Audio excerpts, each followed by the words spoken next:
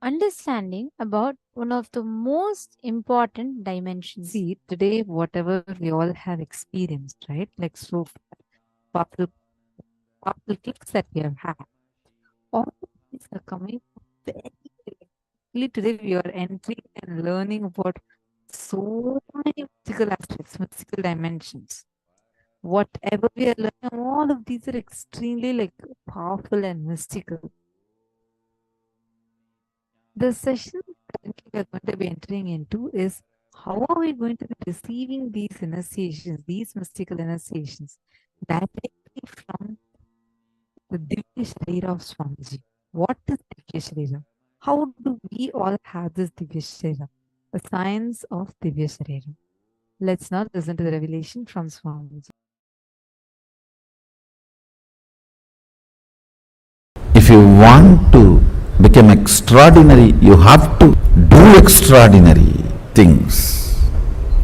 Carve out your identity, Divya Sarira, enjoying the enlightenment, being in this loka, carving your integrity, authenticity, responsibility, enriching. Divya Sarira, pure identity, just like how you build this body. Food, workout, rest, care, same way. Build your Divya Sarira. That is what I am saying, carving out your spiritual identity. Build your Divya Sarira with integrity, authenticity, responsibility and enriching. Carve your Divya Sarira. What is Divya Sarira? I will define, understand? You take a clay and put any impression. For example, you put your hand, it get impressed, then burn that clay. Your hand is imprinted on it forever. So that clay is Divya Sarira of your hand. Same way, bring yourself and put the master on you, or put yourself on the master so strongly. He gets imprinted in you intensely, then burn yourself with integrity. Now you just radiate him, manifest his state, space, powers. You are is Divya Sharira. Thousands and thousands and thousands of years, Sanatana Hindu Dharma has kept this great science of producing Divya Shariris alive.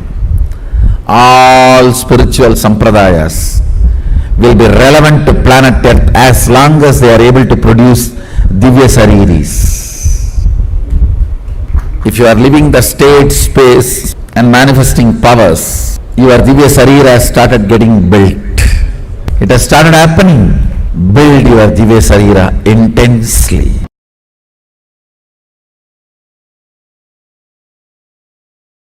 Listen carefully.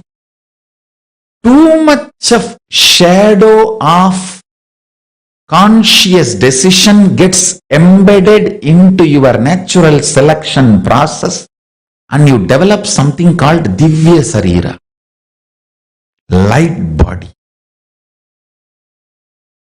which reduces your sensual needs drastically to keep you alive and excited. Means, if your Divya Sarira develops more and more, with less input from the external world, you will be more alive, joyful, excited, inspired, radiating. You may not need sense pleasures to keep you alive and active.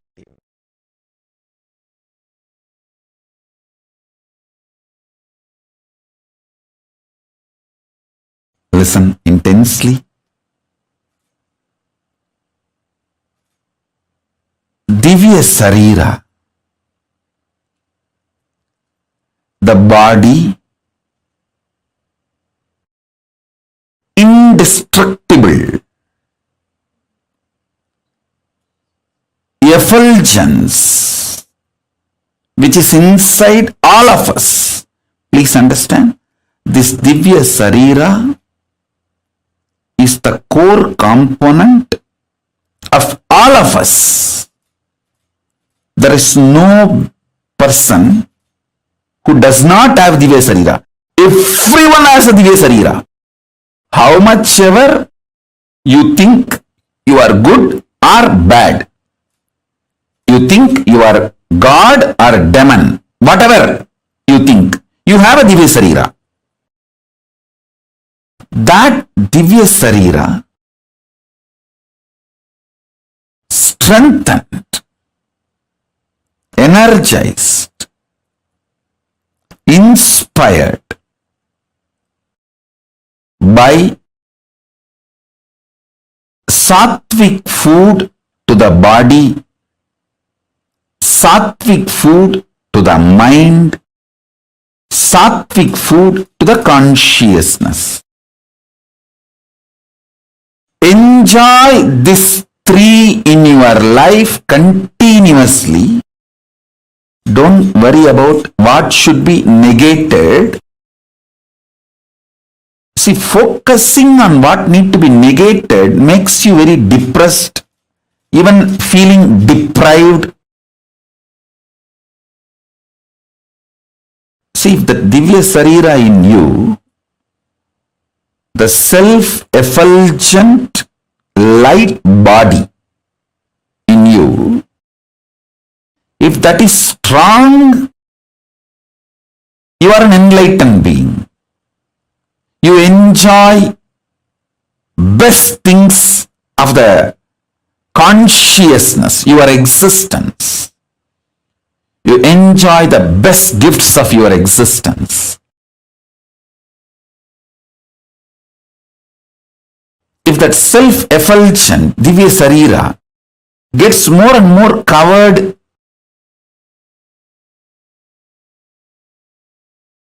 you get deluded, suffer with the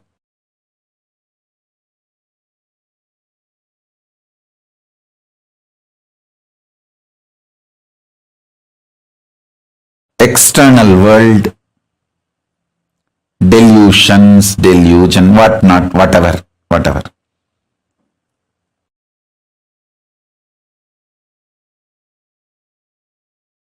Now I don't want to get into the negative side description. If you miss strengthening Divya Sarira, what happens? I don't want to waste time on that.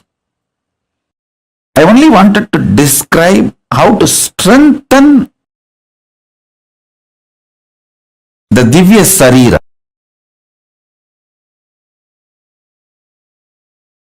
Self-effulgent,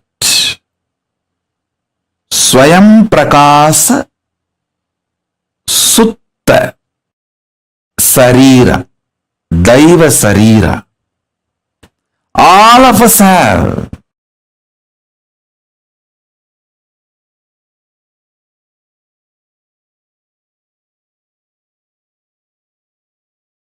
The methodologies to strengthen the Divya Sarira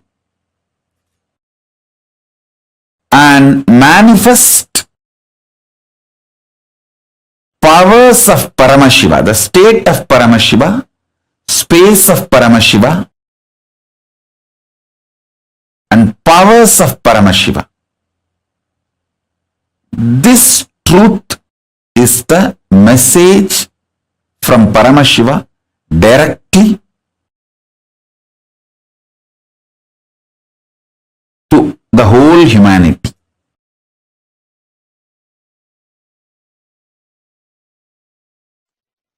Samadhi and feeling connection empowers your Divya Sarira. Empowering your Divya Sarira is the ultimate productivity of your happening in planet Earth. Your body, physical body,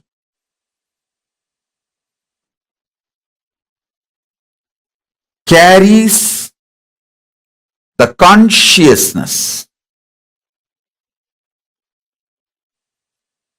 I use new word called Divya Sarira. consciousness wearing this body is Divya Sarira. That consciousness getting more and more empowered. When that consciousness gets empowered, you don't feel suffocated by physical body and its limitations. Listen.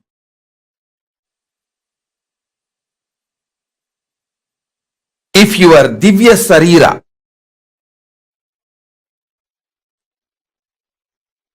the consciousness which is holding your body, if that is empowered, you don't feel suffocated, limited, reduced by your body. Please listen.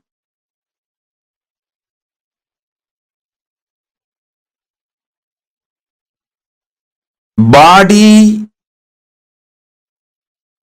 limiting your possibility makes you feel suffocated.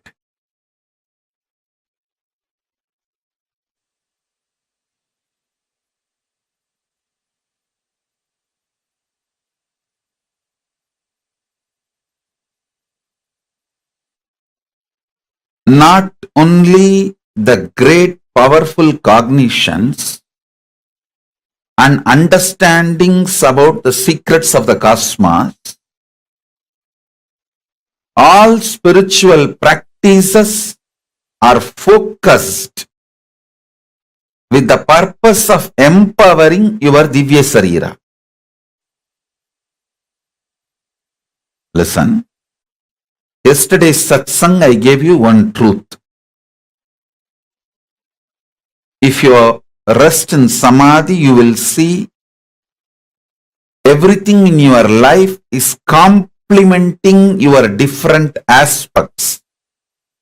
The wealth you earn, or the money you spend, the relationships getting added in your life, or people leaving from your life, comforts and wealth, artha getting added or leaving, the higher values, understandings getting added to you, and middle class values leaving you, everything, if you see, it just complements your expansion. If you get terrorized by your life, suffocated by your life without understanding, if you feel everything is chaos, everything is falling apart, due to your inner restlessness, you feel whole life is complication and incompletion. I tell you, nothing falls apart, everything falls in place. Nothing in life falls apart, everything in life falls in place.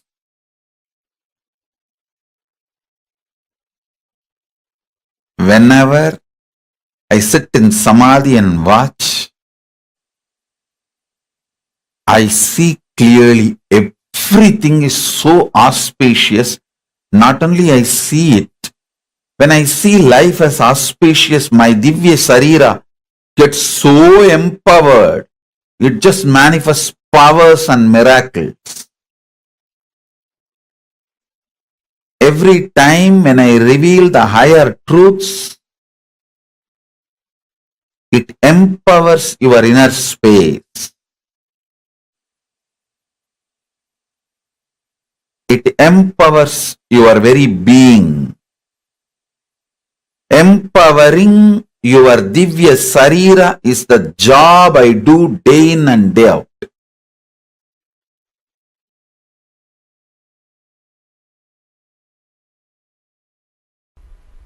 And if you have been a Divya Sariri, means the people who are sitting around me during the energy darshan, helping, guiding, all the participants to receive energization, those people are only called as Divya Sariris. Or I can say they are getting trained to become Divya Sariris. Means, it's like when a sun is shining, if you keep 10 mirror, all the 10 are properly focused on sun, towards sun. That whole area, the area between the 10 mirror will shine, not only because of sun, the 10 reflections. So these Divya Sariris are like a mirror, they act like a mirror, so that the whole area intensely radiates energy. That is why people who come to have energy darshan, they literally enter my own physical body. Please understand. It's like me having an extended huge physical body. In that very intense energy field, they enter and have the energy darshan and go. If you have been a Divya Sariri, I can say at least, especially with the experience, intensely working on the body, not only you don't age, you grow younger. The growing younger happens when you become Divya Sariri. And the grace, joy, beauty starts radiating when you are Divya Sariri.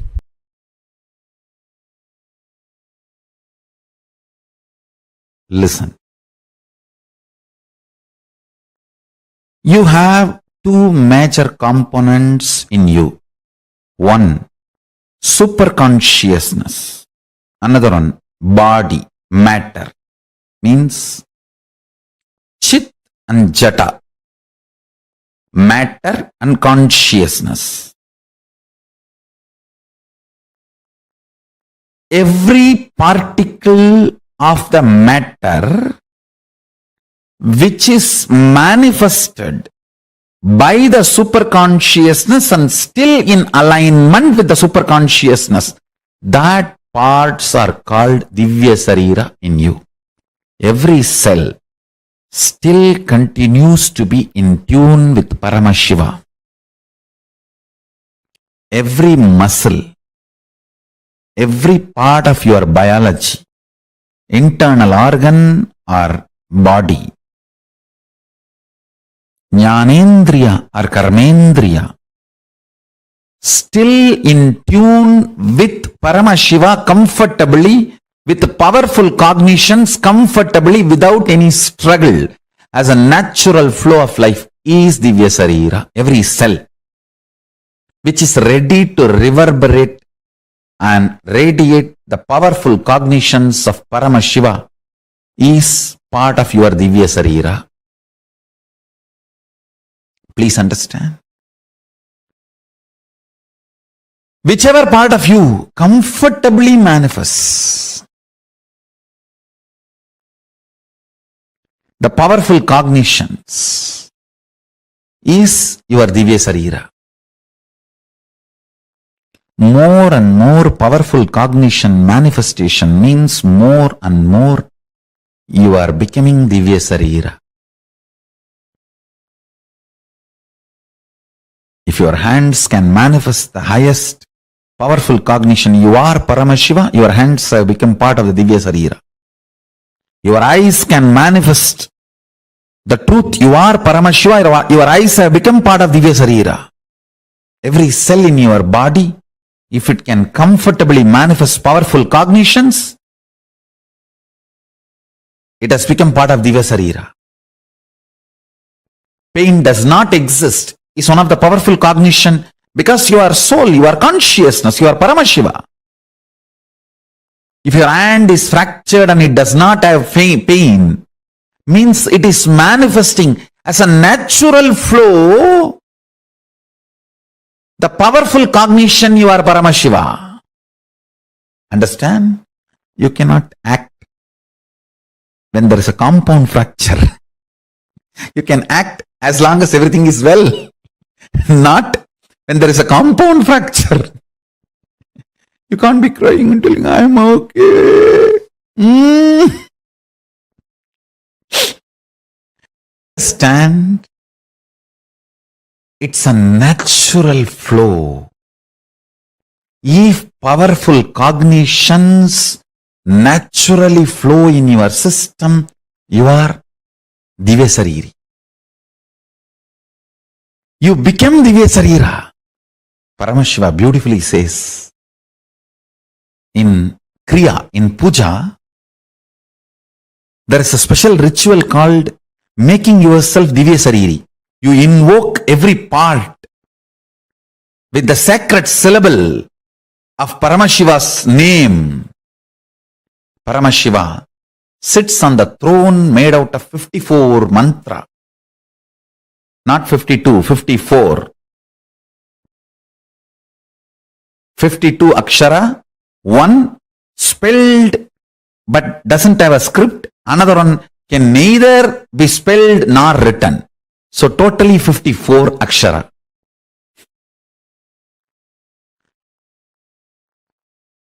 He sits on the throne which is made of these 54 aksharas. And listen carefully. When you invoke those aksharas in the various parts of your body, with the declaration, this part of the body, let it manifest Paramashiva and His glory, His state, space, powers and being and powerful cognitions. That part becomes Divya Sarira. If you do not feel pain during the multiple compound fracture, be guaranteed your body will not stink or rot or degrade when you leave the body. It will only be Jiva Samadhi. There will not be ordinary death. The body will not have any decay. Yoga Sarira doesn't decay. You become Divya Sarira.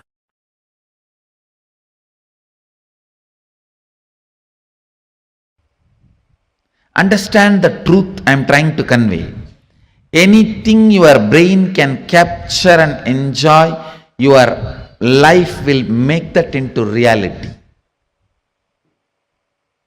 If your brain can capture and enjoy the most subtlest understandings of cosmic sacred secrets and the spiritual powers, you will become just yogi, Divya Shariri. If you enjoy pornography, your body will be physically matured. If you enjoy these subtle powers, subtle understandings, simply your body will become Divya Shariri. You will become yogi, Bala Yogi, Bala Sant. Bala Sant is a person whose brain captures all these highest conscious truths, subtle truths while you are young. The way your brain captures these great truths, simply your body starts manifesting it. You become yogi. You become a Divya Shariri. You become embodiment of Mahadeva. You become Bala Sant.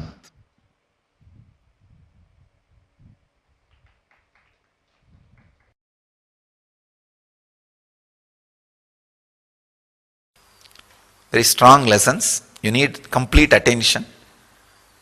But the lessons will be really helpful.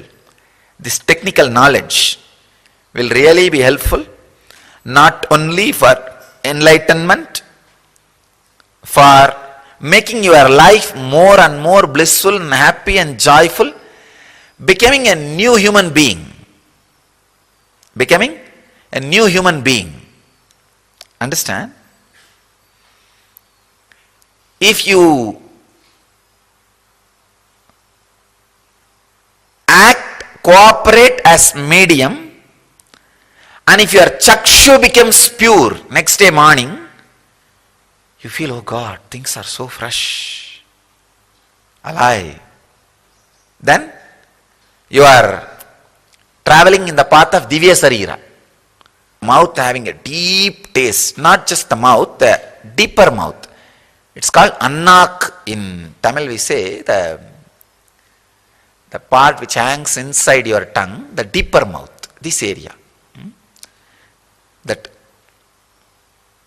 inside the throat, feeling intense sweetness or a very sweet smell being experienced in the nose. That is what is the perfume of Divya Sarira, of the Master. Understand? Perfume smell of Divya Sarira of the Master. Something will be happening in your nose, some sweet smell.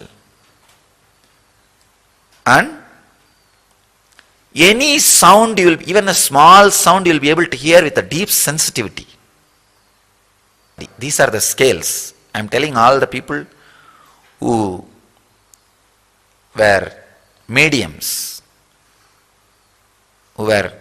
during the healing initiation. I am telling all you guys, if you have any of this experience, you are traveling towards the path of Divya Sarira. Have courage, confidence, joy, jump into it and run. Flow with it.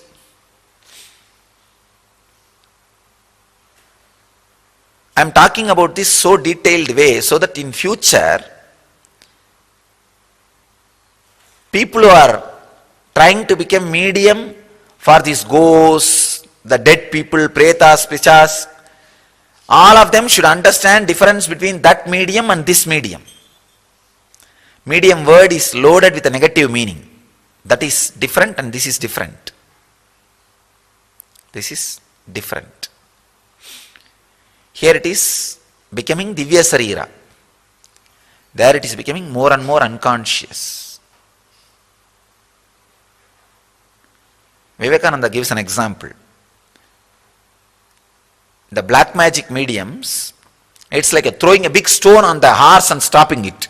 It will stop, but it will never get up again over. With a master, it's like holding the rope properly and stopping the horse. It will be termed, not killed. Terming the horse is different between killing the horse. So it's an important thing you need to understand.